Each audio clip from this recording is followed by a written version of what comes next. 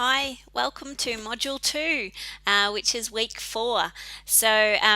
We're moving from your professional knowledges and the policies and documents that are overarching teaching practices and moving now into some concepts of technologies and technologies education.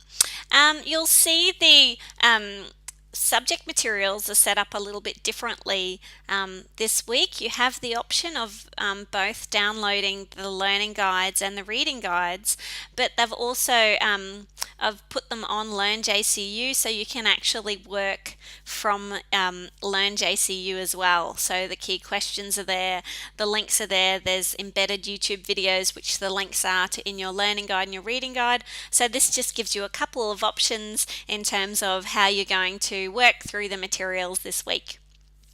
So before I start, I want to say thank you for your engagement with the discussion board.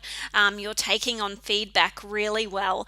Your writing is clear, it's concise, and it's really good to read your posts or read what you've put up there and say, okay, so does this show Donna everything I need? Is this showing Donna how much I know?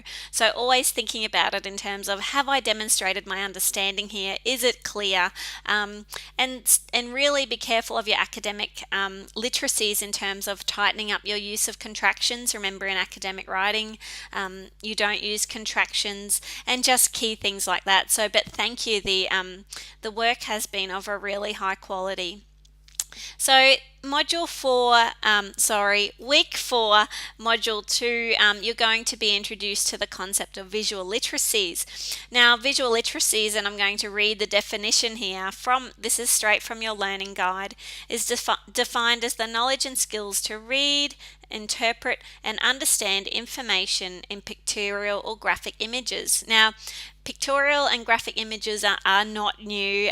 Think about how images have been used to convey and used to convey messages for millions of years, and I really want you to think about it in terms of how many times in the day or even in an hour do you come into contact with visual symbols. So in terms of signs around, whether you're driving, in terms of construction signs, it might be in terms of your symbols on our phones. All our phones are made up of symbols in terms of, it tells you when you have a message. You have different icons and images all the time, and you know that it means something, and that it's if you have your camera icon on your phone, you can click that and you get your camera option or tool on your phone. But it's really important in terms of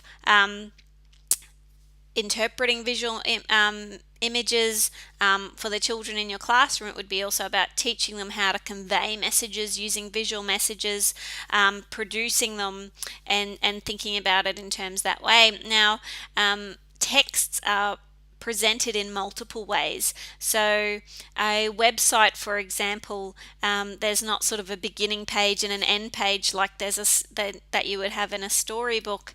A web page really is about identifying the symbols, the words, where to go to navigate around a website.